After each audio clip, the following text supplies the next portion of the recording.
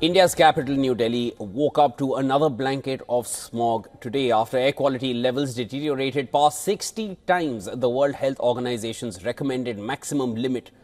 And this happened on Monday. Now, pollution extended across North Indian states like Haryana, Punjab, Rajasthan and others, with AQI dropping to worrying levels. At least 17 of the 37 stations which measure air quality in Delhi maxed out at 500 at 6 a.m. on Tuesday morning.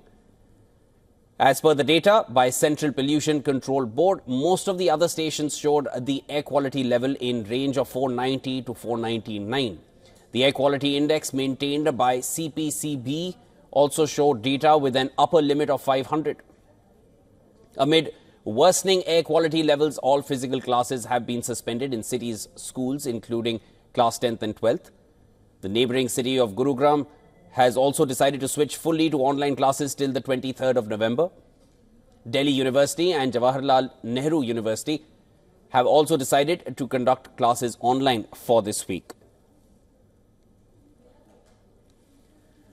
The Supreme Court on Monday directed Delhi and NCR states to strictly implement Stage 4 of the Graded Response Action Plan, the GRAP, anti-pollution measures. It also ordered the continuation of GRAP Stage 4 measures even if the AQI falls below 450. Now, this decision followed a sharp rise in Delhi's daily average AQI on Sunday.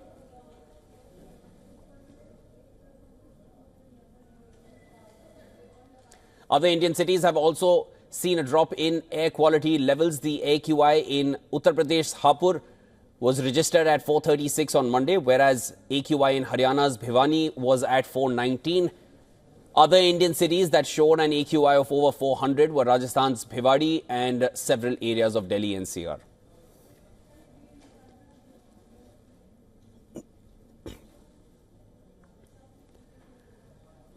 All right, for more on this, we are now being joined by our correspondent Dharamjot Kaur from New Delhi.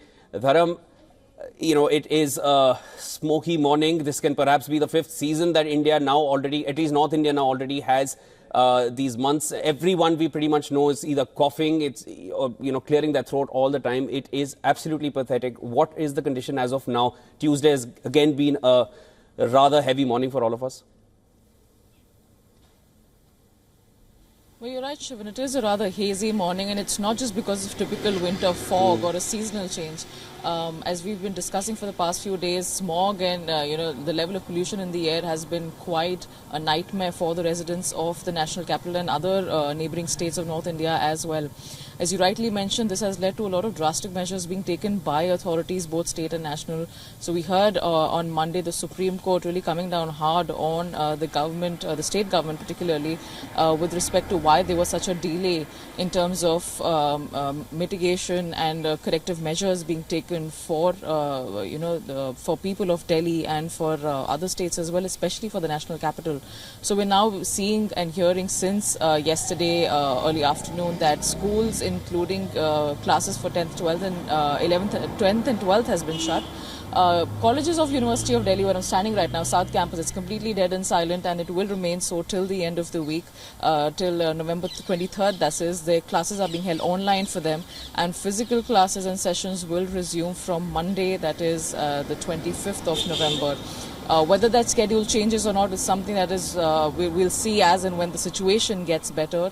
Not just for schools and other educational institutions, Shivan, there are certain government organizations also that have now come up with a notice for staggered office hours to try and kind of even out the number of employees who are coming in on a daily basis, especially for essential services that cannot be performed from home like we have for other private sectors.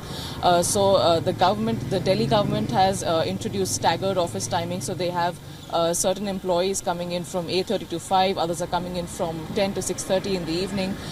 They're trying to ensure that people get adequate time at home as well. They get time to kind of take corrective measures at the personal level as well. But how much of this really has an impact in the next few days, we'll have to wait and watch and see, Shivan, because as we've been seeing every year, it's more of a reactionary measure that comes into place as far as the authorities are concerned. That's exactly what I wanted to come to suffering with next. the problem year on year. Yeah, it's a year-on-year problem, Dharam, and as you correctly mentioned, every year it's a reactionary situation that we're kind of dealing with, and at least in terms of measures being taken, they need to be proactive. Is there anything that, because the measures are in place and the Supreme Court has also come down heavily on, why they are not being enforced. Any further changes that are expected to take place for the next year, because this is already now on us? Well, at the moment, Shivan, rather unfortunately, there's more of a political blame game that's been going on for the past few days that we've been watching between the Bharatiya Janata Party and the Aam Aadmi Party. Essentially, the centre and the state at a tussle in terms of who's to shoulder the blame of the entire pollution crisis that the national capital and other neighbouring North Indian states are dealing with. Monday was a very active day on that front, on the ground, Shivan. We saw a lot of BJP party workers stepping out to distribute masks amongst people. Delhi's Lieutenant Governor issued a statement yesterday saying that there was going to be a sort of a pilot system that they're going to try and install in certain areas with respect to public sprinklers, so that they're using treated water as a system to reduce the pollution in the air. But as we've been saying, this is more of a reactionary step that has been taken, days and in fact weeks after we know pollution levels will rise. It's been happening every single year. It's the same timeline year after year after year. But that's the problem, Shivan. At this moment, there are no long-term measures. There's no long-term action plan in terms of how to not be in this position in the first place. So that is a question, that is a void that still remains unanswered with respect to long-term policy changes. What is it that the state and the centre together with, and also with the third-party organizations, what is it that all authorities can implement in the future? Because stubble burning, as we've been discussing, has been a big issue. We've been seeing how the conversation around farmers burning stubble has added to the pollution level that already we suffer in Delhi through the entire year, and at this time of the year it just escalates even further. So we've been talking about how authorities in different states, including Haryana and Punjab, have implemented fines on farmers to reduce stubble burning. It has been reduced on a year-on-year basis if we compare the stats from last year to this year. But then again, there are no long-term measures in place. There are no financially feasible measures in place for all stakeholders. Correct.